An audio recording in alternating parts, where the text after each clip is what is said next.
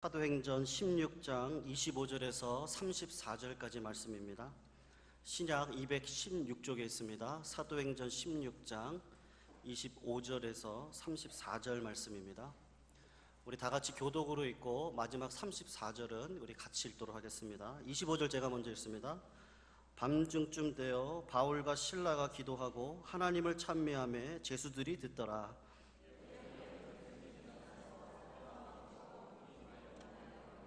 모든 사람의 매인 것이 다 벗어진지라. 간수가 자다가 깨어 옥문들이 열린 것을 보고 제수들이 도망한 줄 생각하고 검을 빼어 자결하려 하거늘 바울이 크게 소리질러 가로되 내 몸을 상하지 말라 우리가 다 여기 있노라 하니 간수가 등불을 달라고 하며 뛰어들어가 무서워 떨며 바울과 실라 앞에 부복하고 저희를 데리고 나가 가로되 선생들아 내가 어떻게 하여야 구원을 얻으리까 하거늘 가로되 주 예수를 믿으라 그리하면 너와 내 집이 구원을 얻으리라 하고 주의 말씀을 그 사람과 그 집에 있는 모든 사람에게 전하더라. 밤 그 시에 간수가 저희를 데려다가 그 맞은 자리를 씻기고 자기와 그 권속이 다 세례를 받은 후에 저희를 데리고 자기 집에 올라가서 음식을 차려주고 저와 온 집이 하나님을 믿었으므로 크게 기뻐하니라. 아멘. 감사합니다. 우리 정말 하나님은 찬양받으실 만한 정말 놀라운 우리 주님이십니다. 지난주에 설교 준비를 하다가 제가 참 이렇게 좋은 이야기가 없나 이렇게 찾고 있는데 생각이 잘 안 나서 많이 기도하고 있어서 그런데 목요일인가요? 그 아침에 저희 교회 그 에바다부 교사들이 그 에바다부 그 밴드라는 인터넷에 그 그룹을 만들어가지고 글을 올리는 그 밴드 그룹이 있습니다. 근데 거기에 저희 교회 집사님 한 분이 굉장히 좋은 글을 올려주셨어요. 그래서 그 글을 여러분에게 좀 소개하고 제가 몇 가지 더 좀 첨부해서 말씀을 드리려고 합니다. 아마 가보신 분도 있겠지만 저기 용산의 그 삼각지 뒷골목에 가면 옛집이라는 그 허름한 국수집이 하나 있습니다. 뭐 지금이나 한 25년 전이나 거의 똑같은 것 같아요. 그냥 안에 간판만 좀 새 거로 바뀌고 제가 다녔을 때 그 모습하고 똑같은 그런 곳이었는데 예전에는 거기 탁자가 딱 4개밖에 없었습니다. 제가 요새는 안 가봐서 모르겠지만 근데 그 할머니가 그 25년 동안 지금 거의 30년 되셨죠? 한결같이 연탄불로 그 지금도 연탄불로 멸치국물을 잘 이렇게 우려내서 그 멸치국물에 국수를 말아서 팔았습니다. 그 10년이 넘게 국수값을 2,000원에 팔으셨고 요새 보니까 한 3,000원 정도에 파시는 것 같아요. 근데 이 할머니가 원래 국수 장사가 아니라 굉장히 부유한 집안의 따님으로 사셨던 분이에요. 근데 이제 예전에 옛날 우리 어른들은 여자가 많이 배우면 뭐 팔자가 사납다 이래서 공부를 잘 안 시켰잖아요. 그래서 이분도 뭐 초등학교 교육도 제대로 받지 못해서 그 이름도 잘 못 쓰는 그러한 분이었습니다. 근데 그러다가 정말 좋은 남자를 만나게 되었어요. 그 대학 나온 아주 좋은 청년이 자기를 보고 반해서 중매쟁이를 보내서 결혼하게 해달라고 그래서 그 남편과 결혼하게 되었죠. 너무나 사랑받고 사남매를 낳고 잘 살고 있었는데 그 남편이 41살에 그만 암으로 갑자기 세상을 떠나고 말았습니다. 이 할머니는 하늘이 무너지는 것 같았죠. 어린 사남매를 키우느라고 뭐 남편이 죽은 건 둘째치고 이제 한 번도 자기가 돈을 벌어온 적이 없는데 그 사남매를 키우느라고 너무나 고생을 심하게 하게 된 겁니다. 그래서 고생하다가 한 번은 연탄불을 피우는데 그냥 연탄불을 피워놓고 그냥 어린 사남매랑 같이 그냥 죽을까 이제 그런 생각을 가만히 하고 있는데 옆집 아줌마가 그 모습을 보고 말린 겁니다. 열심히 살아라. 연탄불도 저렇게 열심히 사는데. 그래서 할머니가 그 이야기를 듣고 자살을 포기하고 그 죽으려던 연탄불을 가지고 국수 국물을 우려낸 그것으로 처음으로 국수 장사를 시작하게 되죠. 처음에는 설 있고 불어서 뭐 한 번도 안 해본 일이니까 맛이 없던 국수가 점점 노력한 끝에 은근히 달인 그 할머니 특유의 다신물을 내서 맛있는 국수가 되기 시작을 했습니다. 그리고 캄캄한 새벽에 아침을 못 먹고 나오는 사람들에게 이 국수를 팔기 시작을 했는데 주로 그 노동일을 하는 아침에 일하시는 분들 아니면 그 용산 근처에 출근하는 군인들 그리고 학교에 일찍 새벽에 가는 학생들이 주로 단골로 그 할머니 집을 다니기 시작을 했습니다. 근데 이 할머니가 하나님을 믿는 분이라서 항상 국수를 끓이기 전에 기도를 이렇게 하셔요. 이 국수가 어려운 사람들의 피가 되고 살이 되어 건강하게 하여 주옵소서 하나님. 그렇게 기도를 하고 눈을 뜨면서 국수를 요리한다 그래요. 처음에 4개의 테이블로 시작한 국수집이 지금은 조금 넓어졌고, 그리고 그 테이블에서 할머니는 밤마다 잠을 자게 되었습니다. 근데 한 번은 어떤 사람이 이 할머니 집에 국수를 먹으러 왔는데 너무 허름하고 얼굴이 그냥 막 이렇게 찌들어가지고 온 거예요. 그래서 할머니가 이제 국수를 내오는데 너무 허겁지겁 먹으니까 할머니가 너무 불쌍해서 허겁지겁 먹는 그 사람이 국수 그릇을 뺏어다가 똑같이 또 한 그릇을 이렇게 가득 담아가지고 준 겁니다. 근데 문제는 이분이 국수를 먹긴 먹었는데 15년 전에 사기를 당해서 전 재산을 잃고 아내까지 도망가 버린 그런 불쌍한 노숙자였어요. 아무것도 없으니까 용산역을 이렇게 배회하면서 먹을 것을 찾아다녔는데 식당들을 돌아다니면서 이렇게 끼니를 달라 그럴 때마다 식당 주인들이 구박하고 안 주고 그러면서 굉장히 이제 고생을 하신 분이었거든요. 그래서 내가 오늘은 정말 마지막 식당 가서 내가 밥 먹고 이것도 안 주면 그 식당에 그냥 기름 뿌리고 불질러 버려야 되겠다. 이제 그런 마음으로 감옥에 나가자 이런 마음으로 이제 식당을 찾아간 마지막 집이 그 옛집 국수였던 겁니다. 근데 할머니가 국수 그릇을 낚아치더니 한 그릇을 더 가득 부어주니까 얼마나 감사해요. 그러니까 이 할머니 집을 불을 질렸던 마음이 싹 사라진 거죠. 근데 문제는 그 국수 2그릇을 다 먹고 났는데 돈이 없잖아요. 그래서 그 국수 그릇을 놓고 그냥 냅다 도망치고 말았어요. 근데 그 도망치고 막 도망을 치는데 그 뒤에다 대고 할머니가 이렇게 외친 겁니다. 이봐, 그냥 걸어가. 뛰어가면 다쳐 이 사람아. 괜찮으니까 그냥 걸어가라고 이렇게 외치신 거예요. 그 말 한마디에 이제 아저씨가 감동을 받고 용산역으로 돌아가서 어린아이처럼 펑펑 울다가 이제 마음을 고쳐먹고 내가 이 세상을 미워하지 말고 이제 열심히 살자. 그리고 이제 파라과이로 이민을 가서 재기에 성공한 겁니다. 그리고 성공을 해서 이 국수가게 소문을 듣고 SBS에 전화를 해가지고 그 PD에게 이 국수집을 알려서 이 국수집이 유명하게 된 거죠.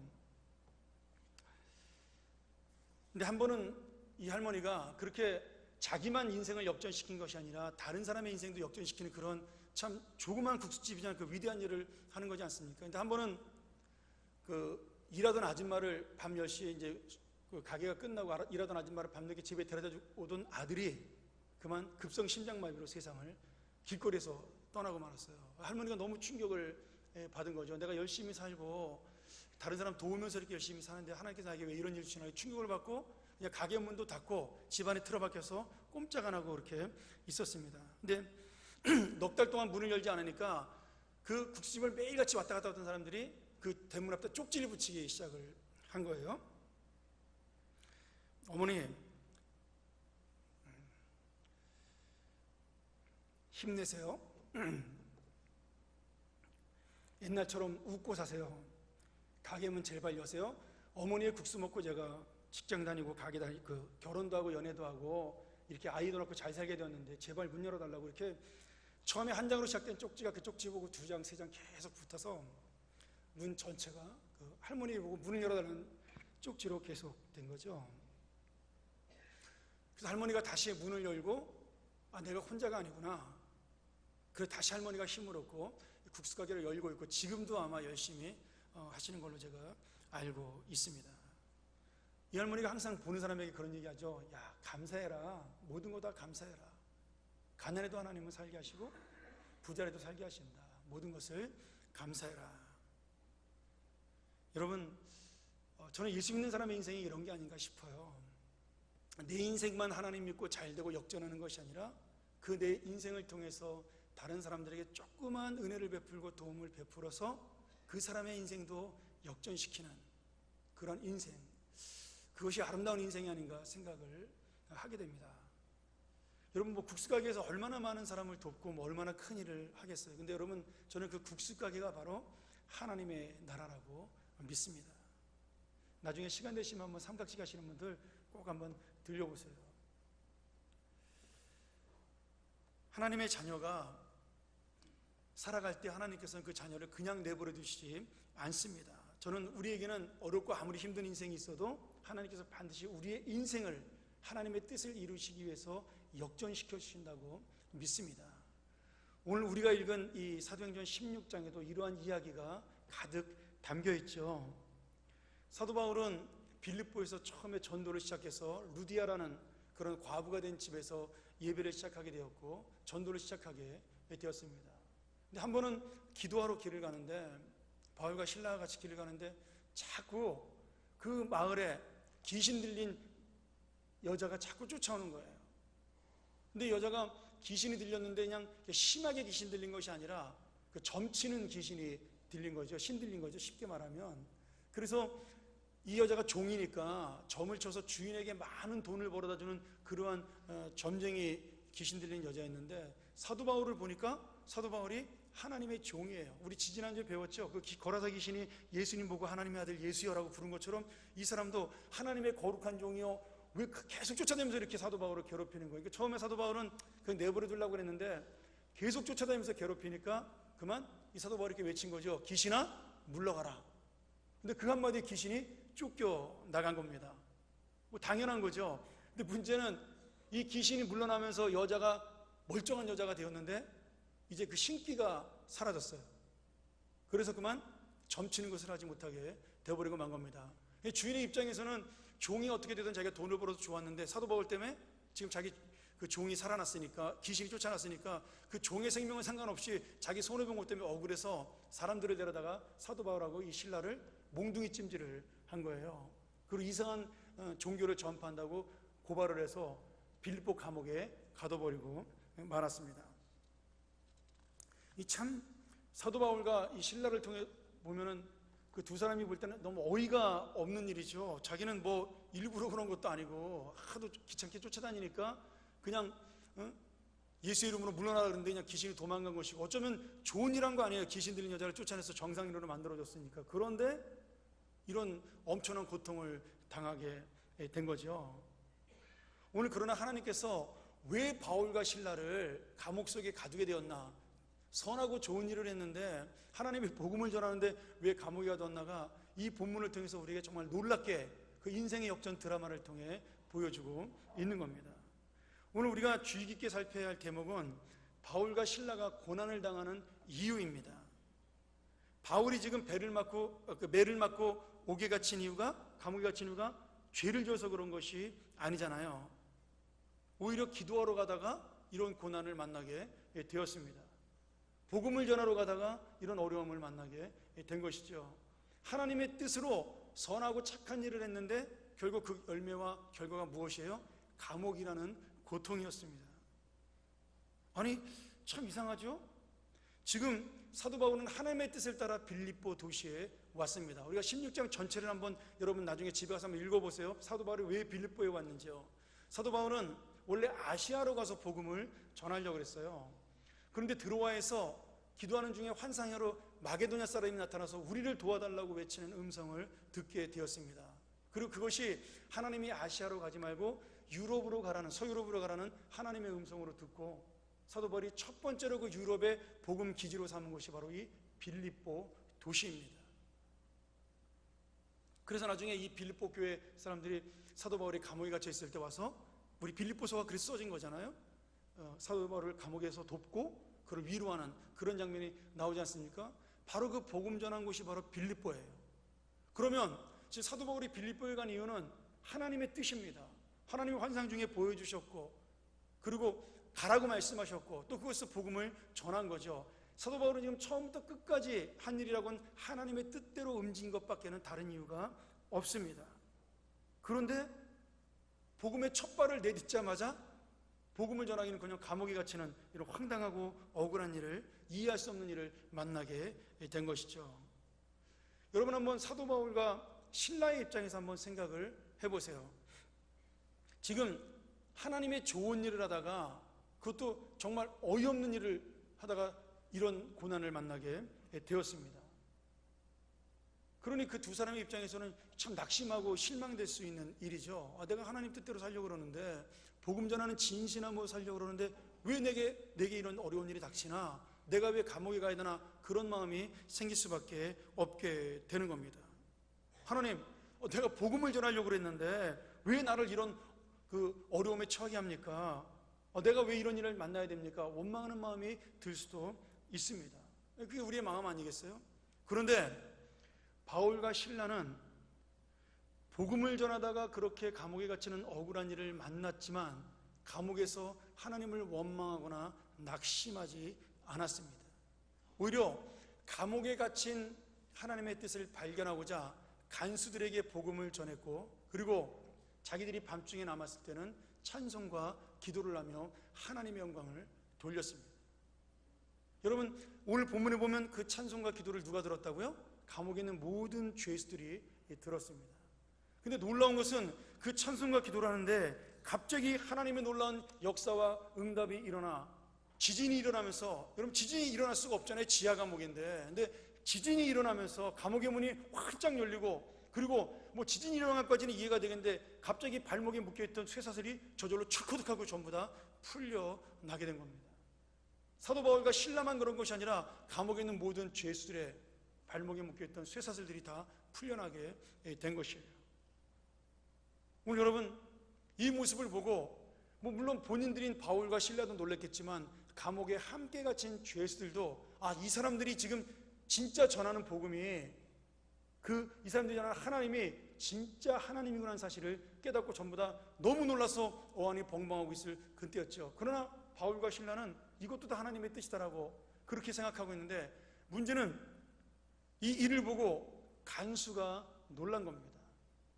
이게 지금 감옥에 갇혔던 사람이 자유롭게 풀어나는 놀라운 역전의 역사가 일어난 것도 놀라운데, 더 놀라운 건 이제 간수까지도 이 역사가 일어납니다. 갑자기 지진이 일어나고 감옥 문이 열리니까 이 간수 책임자가 죄수들이 도망갈까봐 달려왔어요. 와서 보니까 감옥 문이 활짝 열렸습니다. 보나마나 그 지하에 숨겨져 있던 죄수들이 다 어떻게 했겠어요? 도망갔겠죠. 겁이 난 이 간수가 죽으려고, 자결을 하려고 했습니다. 로마법에는 죄수가 도망을 가면 그 죄수가 받을 형벌을 지키지 못한 간수가 대신 받아야 되는 법이 있었습니다. 여러분, 사도행전 3장에 보면 베드로가 복음을 전하다가 감옥에 갇히잖아요. 그때 감옥 문이 활짝 열리면서, 예전에 제가 금요기도 때 한번 얘기했는데, 베드로가 자기도 모르는 사이에 성령이 이끌려서 시내로 나가버렸어요. 그러고 난 다음에 감옥 문이 열려서 베드로가 가버리니까 그 책임을 누가 졌어요? 왕이, 헤로당이 화가 나서 그 감옥을 지키던 간수들을 죽이는 것으로 책임을 돌리죠. 마찬가지입니다. 오늘 이 사도 바울과 실라를 지키던 이 간수도 죽을 수밖에 없는 처지가 된 것이죠. 감옥 문이 활짝 열렸으니까 당연히 다 도망갔을 것이라 생각을 하고 죽으려고 그러는데, 칼을 들어서 자기를 찌르려고 하는데 갑자기 사도 바울의 음성이 들린 겁니다. 우리가 아무도 도망가지 않았으니까 너는 목숨을 상하지 말아라. 여러분, 이 음성을 듣고 지금 이 간수는 그 음성을 무슨 음성으로 들었어요? 하나님의 음성으로 듣게 됩니다. 아마도 바울과 실라가 그전에도 복음을 전했겠지만 감옥 안에서 매 맞고 들어온 주제에 누구한테 이상한 종교를 전해, 아마 그렇게 무시했는지도 모르겠어요. 아니면 좀 이렇게 인격이 괜찮은 간수 같으면 나는 그런 거 안 믿어도 괜찮다 점잖게 거절했는지 모르겠어요. 그러나 지금 이 놀라운 기적과 역사 앞에서, 바울이 풀려나는 그런 하나님의 역전의 역사 앞에서 그 음성이 바로 하나님의 음성으로 들렸고, 그리고 죄인이었던 바울의 그 눈앞에 이 간수가 무릎을 꿇는 역전의 역사가 일어나게 된 것입니다. 오늘 여러분, 이 말씀을 잘 보세요. 사도 바울과 실라는 이유 없이 감옥에 갇힌 것이 아니라 바로 이 간수의 가족을 구원하기 위하여, 간수를 구원하기 위하여, 그래서 빌립보 전체에 이 관원을 통해 하나님이 살아계시다는 사실을 보여주기 위하여 잠시 잠깐 감옥에 갇히는 고난을 당했지만 그렇게 하나님의 역사는 일어나게 된 것입니다. 아무도 몰랐죠. 왜 억울하게 감옥에 갇혔나요? 그리고 여러분, 이 간수가 얼마나 놀라운 고백을 합니까? 바울의 앞에 무릎을 꿇고 내가 어떻게 하여야 구원을 얻으리까? 여러분, 이 고백이 왜 나왔겠어요? 이미 간수는 바울에게 복음을 한번 들었던 경험이 있었을 겁니다. 하나님이 누구시며 예수 그리스도가 누구신 것을 알았을 거예요. 그리고 구원을 받으라고 아마 메시지를 받았을 겁니다. 그러나 아무 생각 없이 듣던 이 간수의 지금 마음속에 이 놀라운 역사를 통해 감옥문이 열리는 이 기적을 통해서 성령이 그 마음을 감동시키기 시작을 한 겁니다. 그리고 그 자리에 무릎을 꿇으며 바울 앞에 당신이 말한 그 구원 내가 어떻게 해야 얻을 수 있겠냐라고 외치고 있는 거죠. 아마 성경에 나오진 않지만 내가 죄인이다라는 고백도 함께 있었을 것이라고 저는 믿습니다.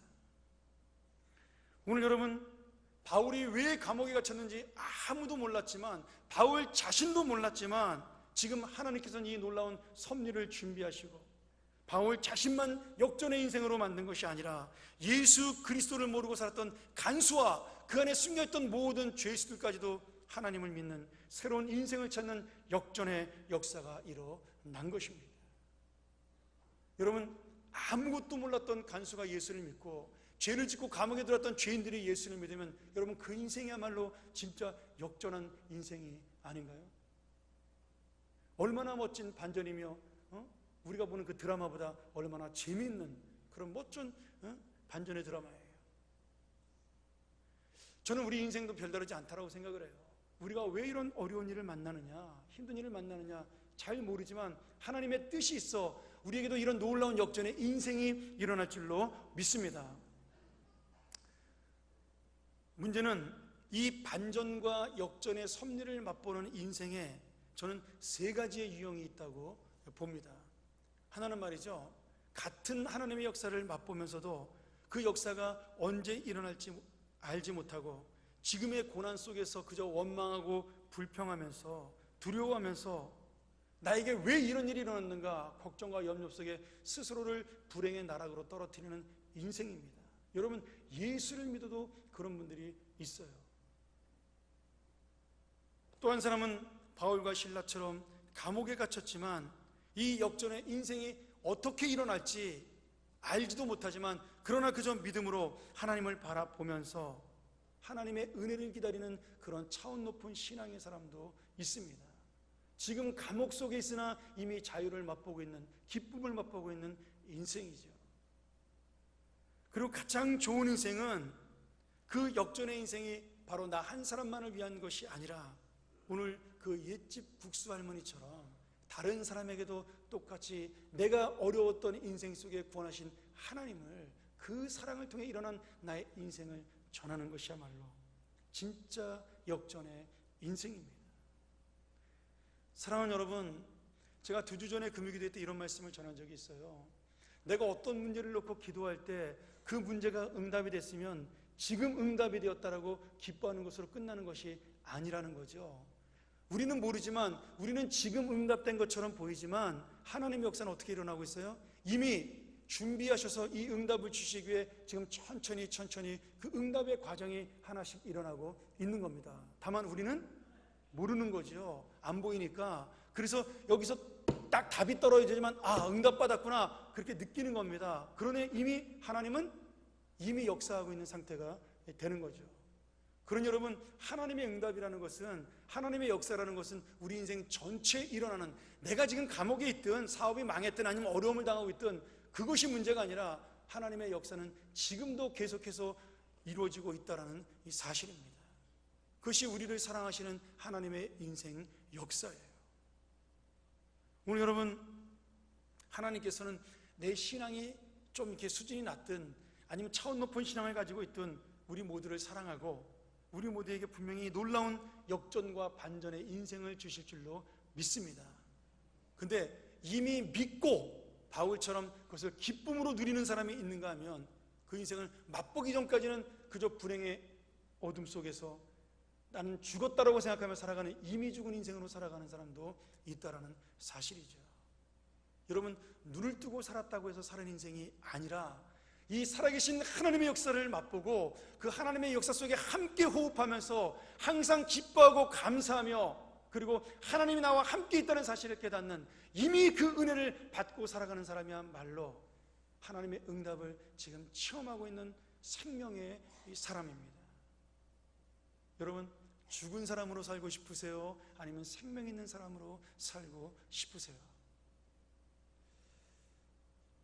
하나님께서는 우리에게 고난을 사용해서 하나님의 뜻을 이루고 또 결국에는 우리들이 원하는 귀한 선한 뜻까지도 이루어 주십니다. 성경에 보면 어떤 때는 욥처럼, 욥이 당한 고난처럼 사탄이나 악한 사람들을 사용해서 그것을 우리에게 악한 짓을 하도록 허용을 해 주십니다. 욥은 사탄이 하나님에게 허락을 받고 모든 재산을 다 잃어버리고 모든 자녀를 다 잃어버리고 모든 건강을 다 잃어버릴 때까지 고난을 당했습니다. 아마 우리가 아무리 많은 고난을 당했어도 글쎄요, 욥처럼 그런 큰 고난을 당한 사람이 있을까요? 저는 거의 없을 것이라고 봅니다. 한순간에 재산과 가족과 육신의 건강과 친구까지 모두 잃어버리는 그런 어두운 인생, 그걸 누가 주셨다고요? 하나님이 허락하셨다라는 겁니다. 여러분, 왜 허락하셨냐고요? 사탄까지도 하나님의 손안에 있기 때문입니다.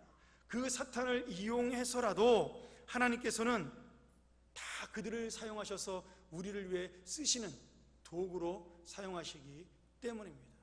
근데 여러분, 놀랍게도 우리는 도구가 아니에요. 우리는 하나님의 의미와 목적을 이루는 인생이지 이렇게 도구로 쓰임받다 끝나는 인생이 아닙니다. 여러분, 잠언 16장 4절 한번 같이 볼까요? 우리 화면을 한번 보면서 같이 한번 말씀을 읽도록 하죠. 자, 시작.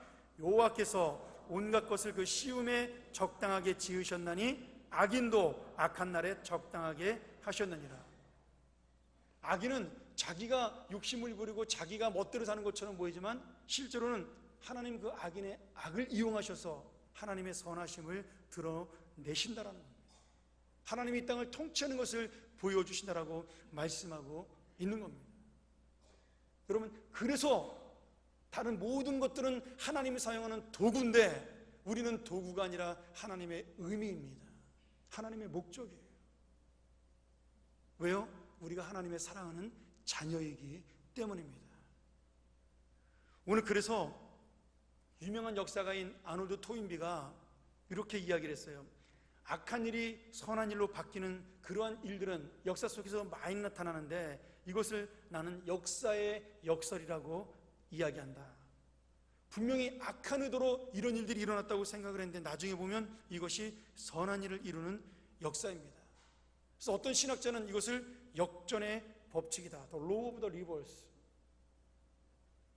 되돌이킴, 역전의 법이라고 그렇게 이야기를 하기도 합니다. 대표적인 게 뭐예요? 십자가입니다. 여러분, 십자가가 뭐죠? 죄인들을 매달아 죽이는 무서운 형벌대였습니다. 형틀이었어요. 아무 죄인도 아니고 가장 극악무도한 그러한 사람들을 죽이는 십자가가 형틀이었습니다. 오죽하면 그 형틀에 매달리는 것이 보통이 아니라 그 형틀의 목적은 다른 사람들이 그 십자가를 보면서 야, 잘못하면 죄를 지으면 저렇게 비참하게 죽는데 아예 죄를 지을 생각도 하지도 말자, 이런 생각을 주기에 만든 그런 형벌이라고 이야기할 정도였습니다. 그런데 그 악한 형틀 십자가가 지금 우리에게 무엇이 되었죠? 하나님이 선한 것으로 바꾸사 구원의 십자가가 되게 하셨습니다. 생명의 역사가 되게 하셨어요. 여러분, 거기에 누가 달렸기 때문이에요? 예수 그리스도가 달렸기 때문입니다.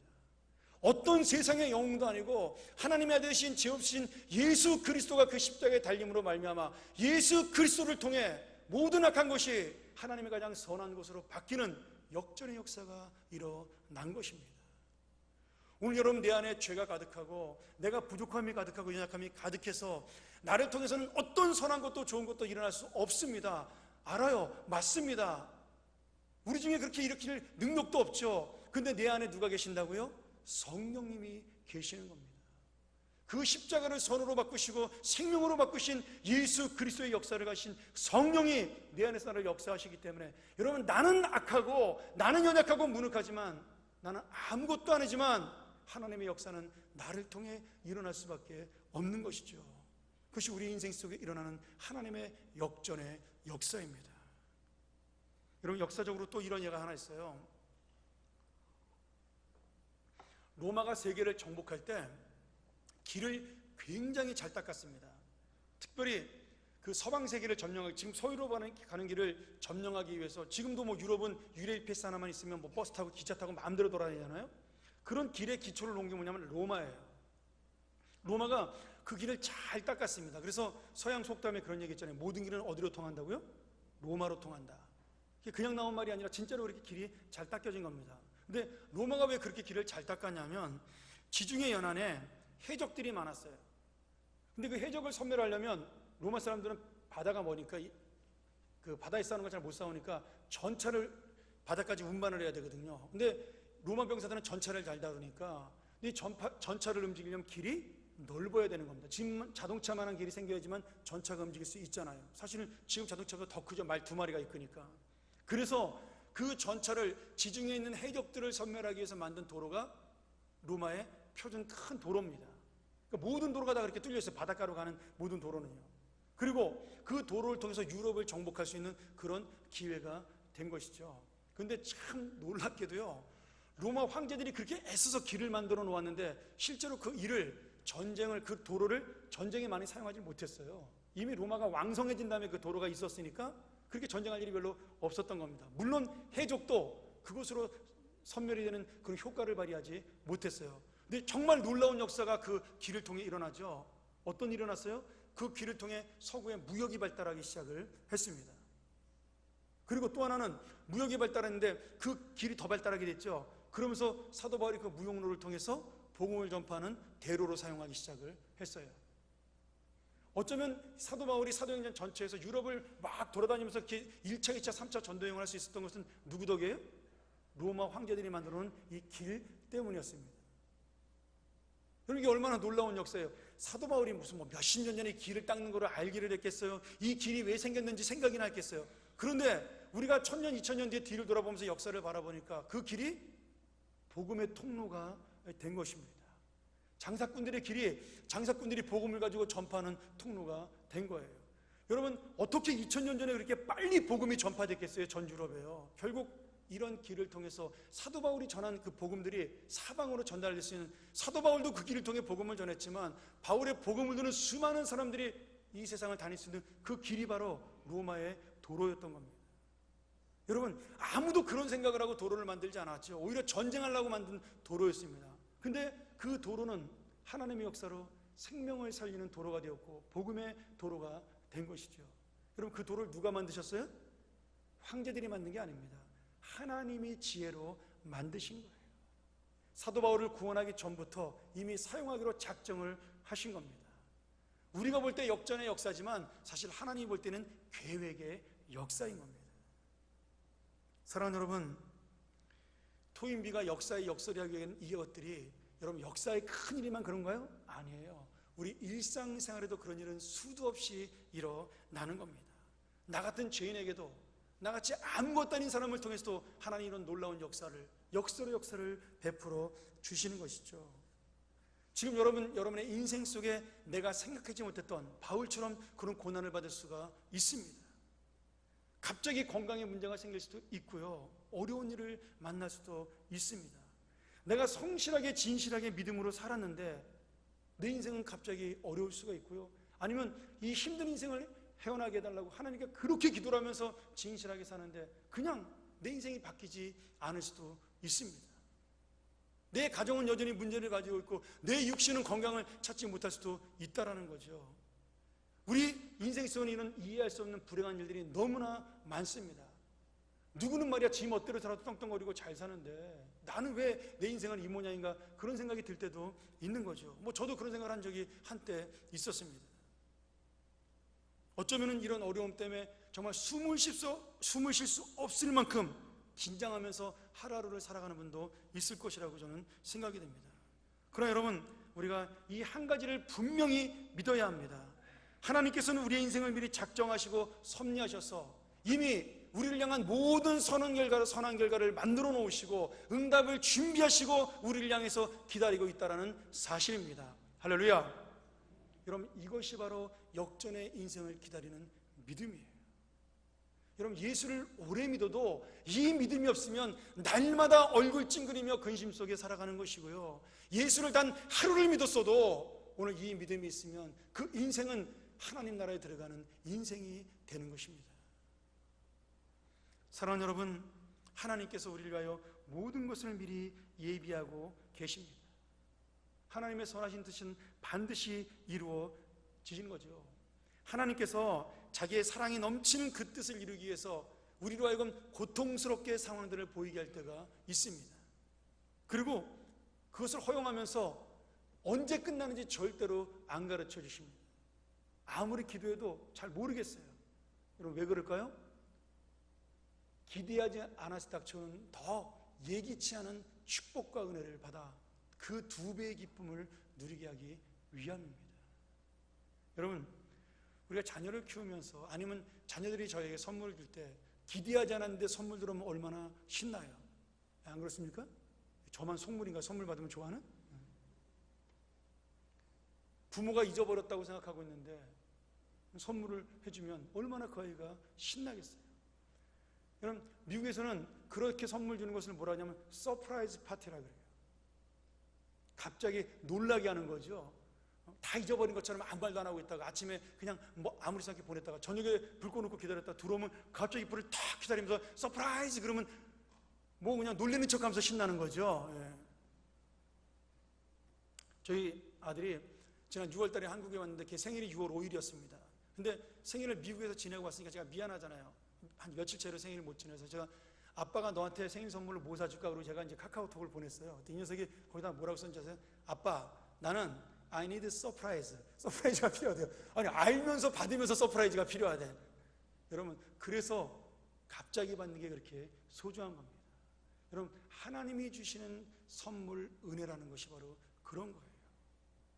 지금은 아무렇지도 않은 것처럼 하나도 변하지 않은 것처럼 보이는 인생인데 어느 순간에 하나님은 놀랍게 우리의 인생 속에 이 바울처럼 역사하셔서 하나님의 뜻을 드러내 주시는 것입니다. 그것이 바로 예기치 않은 축복이죠. 기대하지 않은 은혜요 선물입니다. 성경에서 이 역전의 법칙을 가장 잘 보여주는 성경 구절이 창세기 50장 20절입니다. 물론 뭐 여러 군데가 있겠지만 저는 이 50장 20절을 굉장히 좋아합니다. 그래서 같이 한번 읽어볼까요? 자, 시작. 당신들은 나를 헤아려 하였으나 하나님은 그것을 선으로 바꾸사 오늘과 같이 만민의 생명을 구원하게 하시려 하셨나니. 이거 지금 누구의 고백이죠? 요셉의 고백입니다.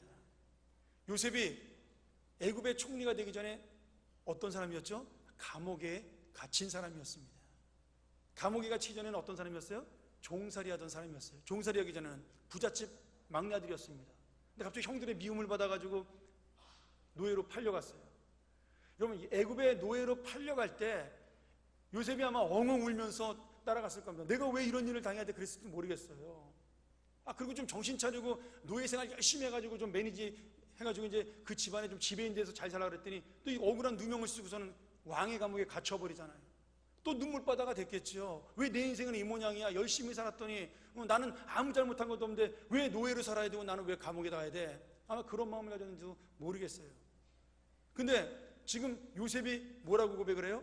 그 모든 인생들을 겪고 10년 동안의 고생을 겪고 난 다음에 총리가 되고 수십 년이 지나고 나서 자기 인생을 돌아보니까 그것이 누구의 뜻이라고요? 하나님의 뜻이라는 겁니다. 형들이 애굽에 다 이민을 와서 잘 사는데 야곱이 죽게 되었어요. 147세에 야곱이 죽었습니다. 근데 형들이 가만히 생각을 해보니까 아버지가 살아있을 때는 요셉이 아버지 때문에 우리한테 함부로 못했는데 아버지가 죽고 나면 옛날 거 복수할까봐 겁이 난 거예요. 형들이 그래서 전부 모여서 가족회의를 해가지고 우리가 요셉에게 찾아가서 무조건 잘못했다고 빌자.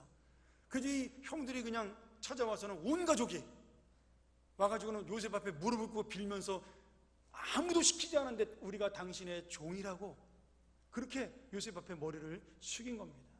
그때 요셉이 안타까워서 형들에게 이야기하는 장면이 바로 우리가 읽은 50장 20절이에요.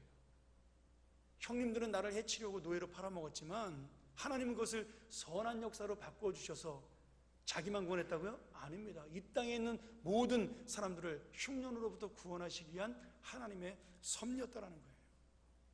여러분, 요셉은 어린 시절에 청소년 시절에 노예로 팔려왔습니다. 그때 무슨 하나님의 섭리를 생각을 했겠어요? 형들도 그저 미운 요셉 보내고 돈이나 벌으려고 그랬겠죠. 이런 하나님의 섭리를 꿈도 꾸지 않았겠죠. 그런데 그런 순간순간의 역사를 지나서 이렇게 쭉 보니까 이게 자기는 몰랐는데 하나님이 애굽 땅에 자기를 보낸 것이 자기 한 사람 하나 살리고 끝나는 것이 아니라 수백만의 사람들이 자기를 통해서 살아난 겁니다. 그 7년의 대흉년 속에서 중동에 있는 모든 국가들의 사람들이 살아난 역사를 일으킨 거예요. 더 재밌는 사건은 뭐예요? 형들이 와서 시키지 않았는데 엎드렸다라는 거예요. 여러분, 요셉이 미움받은 첫 번째 이유가 뭐였어요? 형들의 11뼘단이 절하는 꿈을 꿨잖아요. 또 그걸 자랑하니까 철없는 마음에 형들이 속된 말로 열받은 거 아니에요? 이 자식이 말이야, 이 막내가 형들이 절하는 걸 좋아해? 지가 뭐 얼마나 잘났다고 이러면서 속에 질투심과 함께 미워하는 마음이 생겨나서 팔아먹은 거 아니에요? 요셉을, 동생을. 그런데 아마 요셉은 그 철없던 시절에 꿨던 꿈을 완전히 잊어버렸을 거예요. 그렇잖아요. 뭐 10몇 살에 꾼 꿈을 여러분 지금 50몇 살이 넘어서 기억하고 있겠습니까? 근데 자기는 기억도 못하고 있는 꿈을 하나님이 지금 저절로 이루셨어요.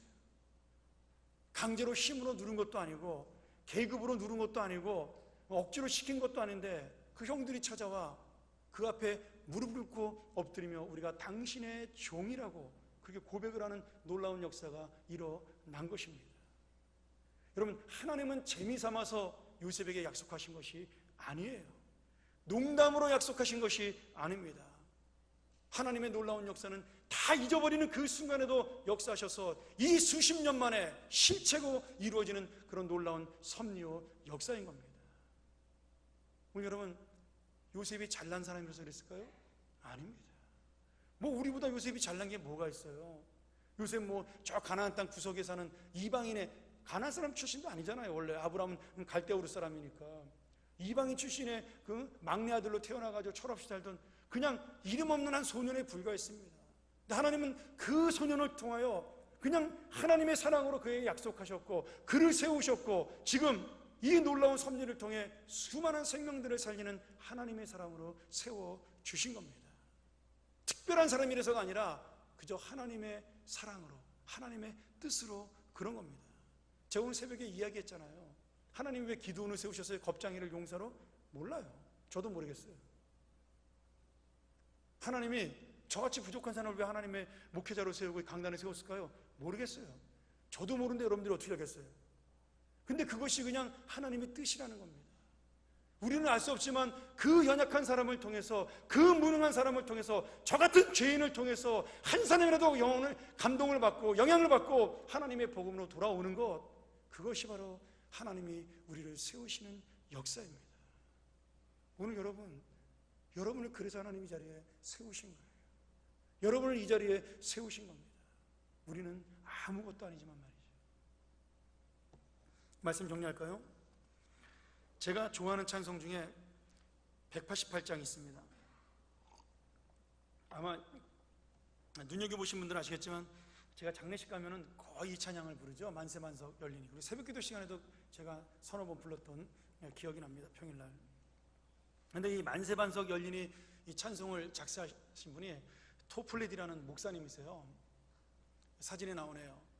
그런데 이 목사님이 너무나 열심히 복음을 전했던 분인데 42살의 젊은 나이에 세상을 떠납니다. 왜냐하면 어릴 때부터 너무나 많은 병을 가지고 있었어요. 그 별명이 걸어다니는 종합병원이었어요. 병이 너무 많아가지고. 우리 장로교 세우신 칼빈 선생님도 병이 너무 많아서 뭐 신경통에 허리 아프고 뭐 지금으로만 디스크 걸린 거죠. 그런데 그분의 별명도 걸어다니는 종합병원이었죠. 근데 이 토폴리디 목사님이 42살의 젊은 나이로 세상을 떠날 만큼 굉장히 많은 병을 안고 살았지만 하나님을 원망하지 않았습니다. 평생을 아픔과 고통 속에 살았지만 하나님을 향한 찬양을 끝내지 않았어요. 항상 찬양을 하며 하나님의 말씀을 작사하고 그렇게 살았습니다. 저는 그래서 찬송과 가사나 뭐 이런 내용도 좋지만 이 토플리디 목사님이 좋아서 이 만세반석 열리를 굉장히 좋아합니다. 근데 이 만세반석 열리니 내가 들어갑니다. 창의 허리 상하여 물과 피를 흘린 것 내게 효험되어서 정결하게 하소서. 이 찬송도 좋지만 제가 또 좋아하는 이분이 작사한 찬송이 있어요. 찬송가 503장입니다. 고요한 바다로라는 찬송이에요. 그 가사가 이렇죠. 고요한 바다로 저 천국 향할 때 주에게 순풍 주시니 참 감사합니다. 근데 2절이 더 재밌어요. 주님이 순풍 주신 것만 감사한 것이 아니라 큰 물결이 일어나서 내가 쉬지 못하고 힘들지만 이 풍랑 때문에 더 빨리 가니 그래서 감사합니다. 이렇게 고백을 합니다. 여러분, 풍랑이 일 때는 노를 젓느라고 바빠서 몰랐어요. 폭풍이 일 때는 노를 젓느라 힘들어서, 폭풍을 벗어나느라 죽겠어서 아무 생각 없이 열심히 노만 젓고 어떻게든 살아나려고 애를 썼는데, 폭풍이 멈추고 아침 햇살이 떠오르고 밖을 딱 바라다 보니 내가 원했던 항구에, 내가 생각했던 목적지에 더 빠른 시간에 그 폭풍의 바람 때문에 도착을 한 것입니다. 여러분, 그것이 바로 우리를 사랑하는 하나님의 섭리입니다. 하나님의 역사예요. 어떤 사람은 그 폭풍을 만나 죽겠다, 예수님의 제자들처럼 우리가 죽게 되었습니다, 눈물 콧물을 흘리며 원망하며 그렇게 폭풍을 지르는 사람이 있는가 하면, 그 아침 햇살을 보기도 전에, 목적지에 도착도 하기 전에 이미 그 폭풍 속에서 하나님이 함께 하신 것을 믿고 지금은 힘들고 어렵지만 찬송을 부르며 기도를 하며 그 폭풍을 헤쳐나가는 그런 용사도 있다라는 사실이죠. 오늘 여러분, 우리 함께 이 찬양 한번 불러볼까요? 나는 어떤 용사가 되기를 원할까요? 오늘 같이 함께 우리 503장 찬양 부르고 우리 기도하고 마치도록 하죠.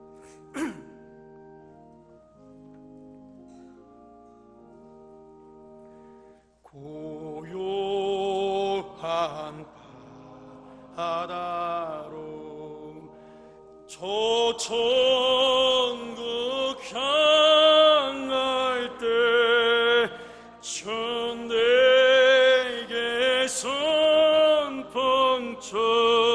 시니 참 감사합니. 큰 물결 일어나, 큰 물결 일어나, 나 쉬지 못하나 이 풍랑의 년.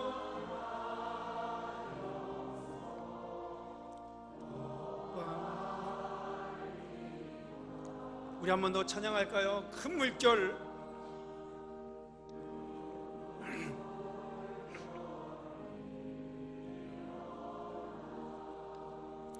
나 쉬지 못하나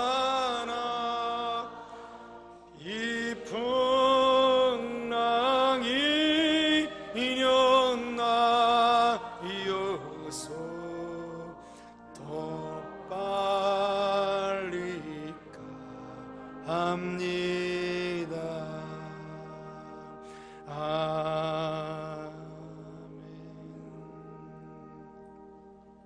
기도하겠습니다. 그렇습니다. 하나님, 무서운 바람이 부는 풍랑의 밤에도 우리는 믿고 있습니다. 이 바람이 나를 힘들게는 하지만 침몰시키지 못한다는 것을 믿습니다. 이 폭풍이 나를 고통스럽게는 해도 나를 죽일 수는 없다는 사실을 믿습니다. 오히려 이 흉흉한 바람이, 흔들리는 폭풍이 우리가 며칠 가야 될 곳을 단숨에 가게 만드는 지름길이요 하나님의 은혜임을 믿습니다.